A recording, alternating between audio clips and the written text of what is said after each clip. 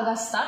Outer year म्हणजे बाह्य भाग, मिडल इयर म्हणजे मधला भाग आणि इनर इयर म्हणजे आतला भाग. कानाच्या आतल्या भागामध्ये लिब्रिंथ नावाचं एक स्ट्रक्चर असतं, ज्याला 3 अर्धवर्तुळाकार कॅनल जॉईन असतात.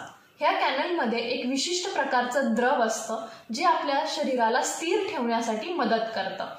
मागच्या बाजूच्या कॅनलमध्ये असणारं द्रव हे आपल्या शरीराला ज्या वेळेला आपण मान उजव्या बाजूला किंवा डाव्या बाजूला वाकवतं त्यावेळेला स्थिर ठेवण्याचं काम करतं. पुढच्या बाजूचा कॅनल हे ज्या वेळेला आपण मान पुढच्या बाजूने किंवा मागच्या बाजूने वाकवतो त्यावेळेला शरीराला स्थिर ठेवण्याचं काम करतं. आणि बाजूचा कॅनल हे ज्या वेळेला आपण मान उजव्या बाजूला पाहतो किंवा डाव्या बाजूला पाहतो त्यावेळेला शरीराला स्थिर ठेवण्याचं काम करतं. हे 3ही कॅनल कॉक्लिया नावाच्या एक स्ट्रक्चरला जॉईन असतात. ह्या कॉक्लियामध्ये कॅल्शियम कार्बोनेटचे क्रिस्टल असतात.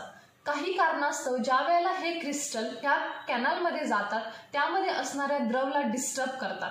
त्यामुळे कोणत्याही चेंज ऑफ पोझिशन म्हणजे शरीराची कोणतीही पोझिशन बदलली तर शरीराला स्थिर करण्याचं काम हे द्रव करत नाही आणि तुम्हाला चक्कर येते.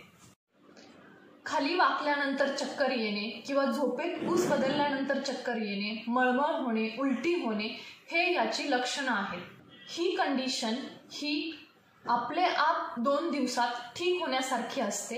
ह्याला बहुधा मेडिकल हेल्प लागत नाही, परंतु होमिओपॅथी ही एक ह्याच्यासाठी बेस्ट ट्रीटमेंट आहे, ज्यामध्ये तुम्ही खूप कमी कालावधीत ह्या आजारापासून बाहेर पडता.